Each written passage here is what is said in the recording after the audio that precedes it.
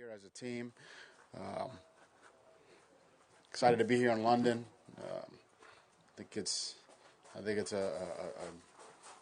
special thing for our team and our organization. So we're really excited to be here. So thank you for having us.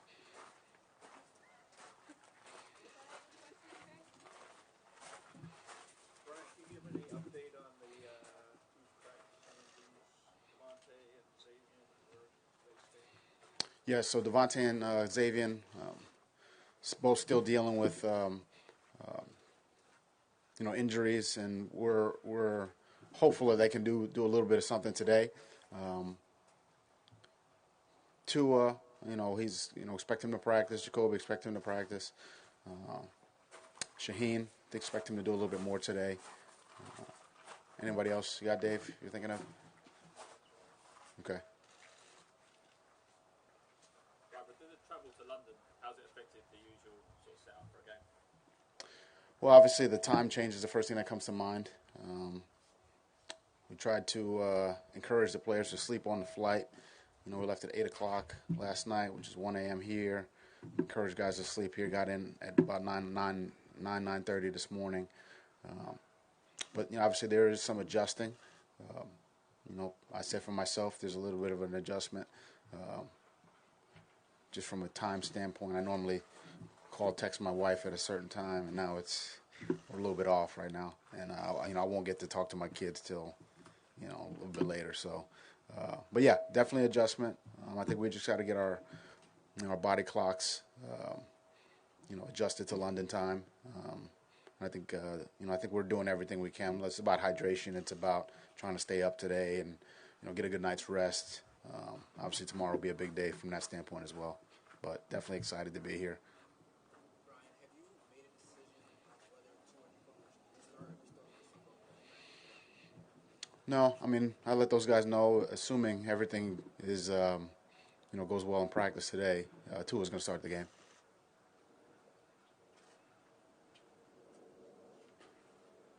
Everybody goes on their phones immediately. Yeah, take it. Go ahead, guys. Take your time. Yeah. In terms of managing expectations, I've heard a lot of previous players, former players, when they come over to London, said they've loved it, certain players have hated it. Imagine with this year with COVID and staying at home and different things.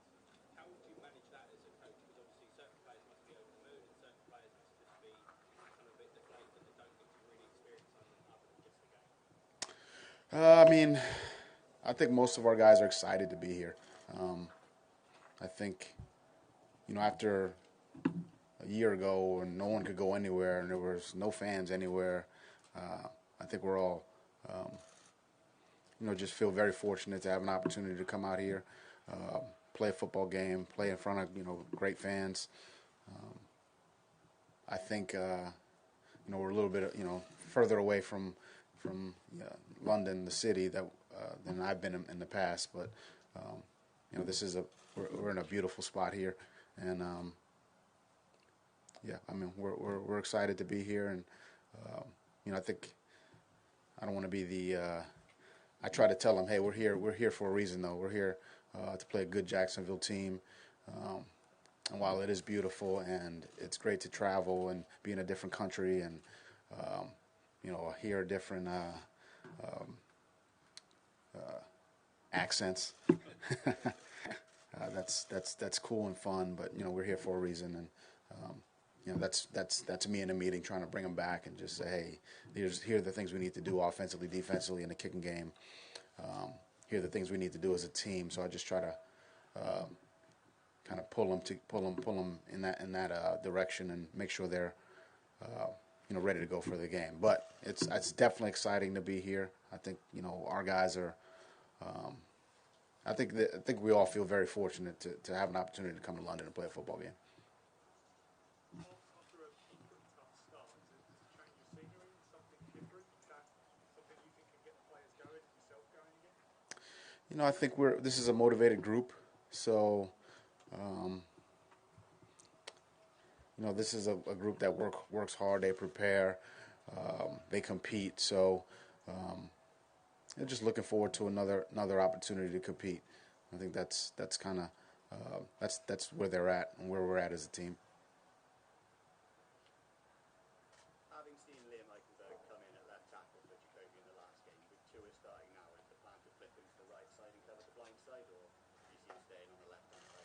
No, we'll stay with the same unit that started last week. So Liam's done a nice job. He's played on the left. He's played on the right. He's played guard. As a rookie, he's done some nice things. But we're going to keep him in one spot and keep the line and the same line we had last week. Have you been to London before? Is there any advice you've got to handle the crowd? Because obviously it's a different, it's more of a celebration. Yeah. Both teams been over finally after a long time. Mm-hmm. But is there any ways that is there any tips you've given your players or advice you've got for this particular game? Yeah, I have been to London. Played 2 games here at Wembley. This will be my first time at is it Tottenham Stadium. Yeah, I don't want to get that wrong. Which obviously I did, but so my experience in these games, just from a crowd standpoint, is like you said, it's a celebration. So they're really cheering the whole way through. So crowd noise will be a part of this, really the entire game, and but again, like I said earlier, I mean, last year we played with no fans, so and I was in at our home stadium. We had some fans at our stadiums, but we went to a lot of stadiums on the road where there was no one there. So I think we're when you keep that in mind, you keep that perspective, and then to be in London and be with new fans, different fans, and to bring our game to over here, I think that's something that's very special, and I think it's very meaningful to me. And having coached in this game before, there's always a great atmosphere, and always just an incredible atmosphere, I should say. I would say. Well, regarding Joe? Tua, what would be your message to him, assuming he can return to you, relative to how you would like to see him approach what he needs to do? I think my message is always the same to him.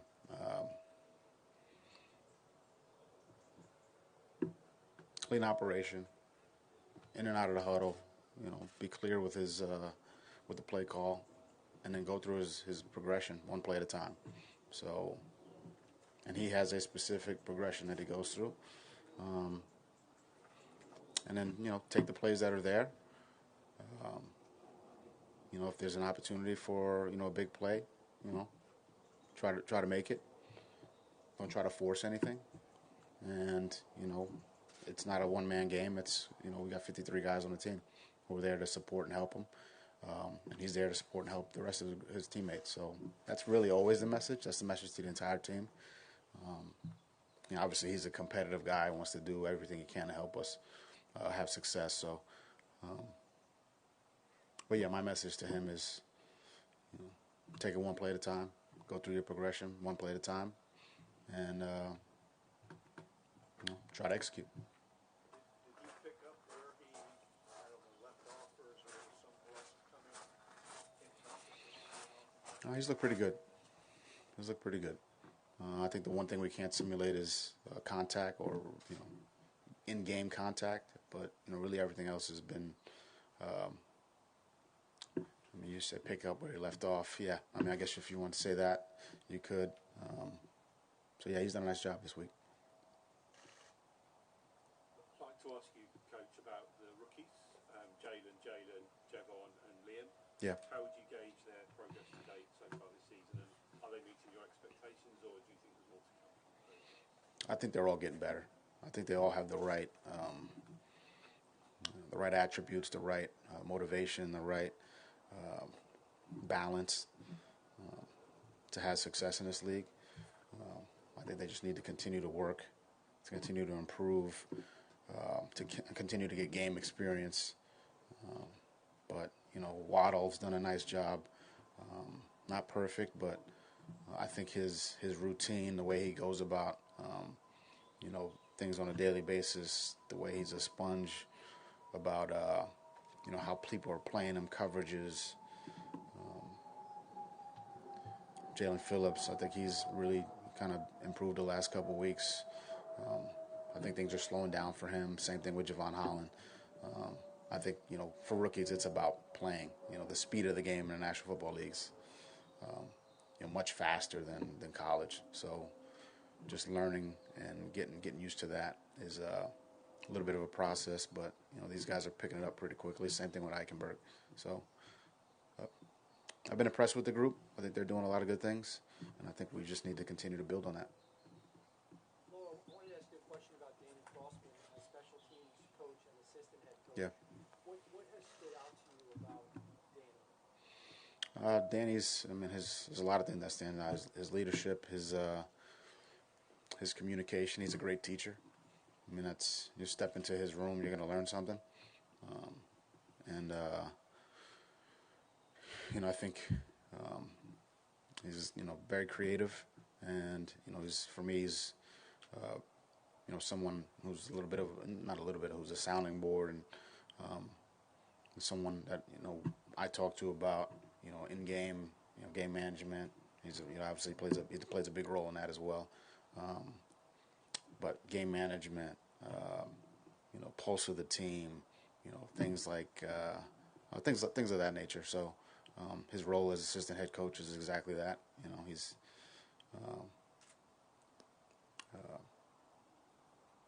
he's let's call it my right hand man from a coaching standpoint, and I'm very appreciative of him. Fortunate to have him on our staff. Coach, Miles Gaskin had a great day receiving on Sunday. Yeah. And his pass blocking was better as well. Is he turning into someone you can trust in the field a lot more with the running back group? Yeah, well, we definitely trust Miles. He's running the football, catching the football, in protection. He's one of our hardest working players on our team. And that hard work, it manifests itself on the field. So, yeah, a lot of respect for Miles, and hopefully he plays well again on Sunday. What's your thoughts on Trevor Lawrence? What you him on tape? He's showing steady improvement every week. Every week. Better feel for the game, better feel for what teams are trying to do to him defensively. He's talented, big arm, athletic, smart, and yeah, he's getting better every week. So he's a good quarterback. He'll be a good quarterback for sure. Coach, I saw a couple of American media outlets that have kind of tried to paint the narrative that Tua coming back is what's going to save the Miami Dolphins. Do you think that's fair? Because, the guy's 22, 23 years of age, and that's a lot of pressure to put on him. Yeah, we're excited to have Tua back. There's no doubt about that. But it's 53 guys on the team. Like I mentioned earlier, and 48 will play on game day. So it's never one person that's the reason. We have to play together as a team.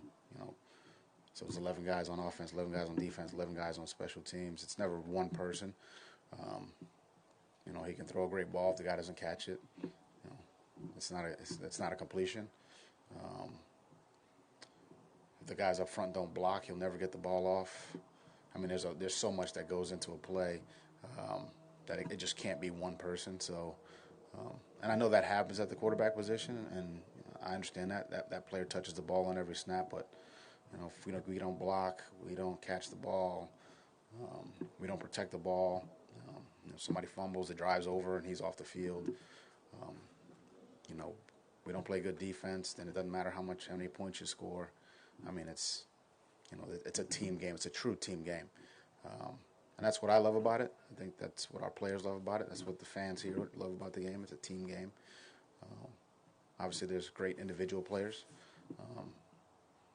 But even I tell our players, the great individual players wouldn't be great individual players without their teammates. You literally can't throw the ball if somebody doesn't block for you or catch the ball for you. So and that's what makes it a great game. James Robinson has come alive over the last couple of weeks and become a beast. Do you have a special plan to stop him? It's going to take some good team football. He's a very good back. Very, very good back. Runs hard, good vision. can break some long runs. He's a good back. So we're going to have to do a good job setting the edge. You're going to have to do a good job defeating blocks. We're going to have to do a good job. You can do all those things, and then you got to tackle them too. And I think you see that. Teams do some good things up front, and then, he breaks one tackle, and what should be a 2-yard run is a 22-yard run. He's done a good job with that. He's a good back. There's no doubt about that. I think you're spot on there. So we've got our hands full with him and their entire offense. So we're going to have to play good defense. Two final questions, guys. Coach, is there anything you want to get from this trip that you think you can get from the players and the staff that you wouldn't get from the trip over to the other side of the state? What's special away from the actual game? Yeah. I think anytime you can get together as a team for a couple days, where it's just the team, I think there's some benefits to that. There's more dinners, more lunches, more sit downs, more conversation, more relationships that are built. So that's a part of the game that's, to me, is very important. And when you're trying to build a team and put a team together, the team is about people, and about relationships and about trust, and any opportunity you can get to build that, I think you got to try to take full advantage of it. So, to answer your question, I think that, because when we go to, wherever, somewhere in the States, normally guys know somebody somewhere, and they go to lunch or dinner with, an agent or a friend or their family in their hometown, and it's different than here. Not saying that nobody knows anyone from London. I'm sure. I personally don't, but in the States, it's probably more likely that they would know somebody. But here, it's just us, and hopefully we some of those bonds, those relationships, get a little bit stronger. Last question. How does having someone like this, someone as important as a starting quarterback, coming back to the team, affect the mood on defense? Look, I think our players, they're going to support each other. I think defensively, you never like to see anybody out. So when a guy comes back, there is a little bit of a boost, a little bit of juice. And I would say that's just in support of that player, whoever it might be. Whether the guy's back from COVID, whether the guy's back from an injury. So I think our guys are going to be excited that Tua's back. But I think they're probably more worried about Robinson and Trevor